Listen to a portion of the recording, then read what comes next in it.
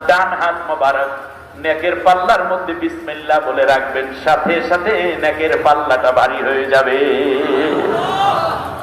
আল্লাহর নবী বলবেন, এবার তাকায়া দেখো। সাথে সাথে ফেরেশতারা আগুনের শিকল গুলো খুলে ফেলবে।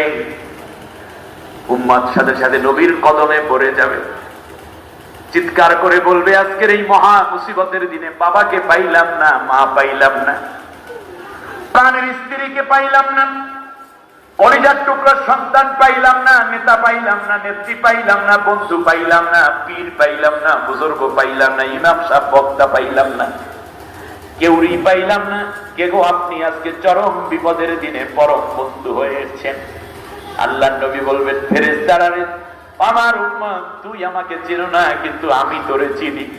তুই যখন আমার উপর দুরূদ পড়তি, তখন তোর চেহারা আমার চোখের সামনে দেখানো হতো। দৈনিক 10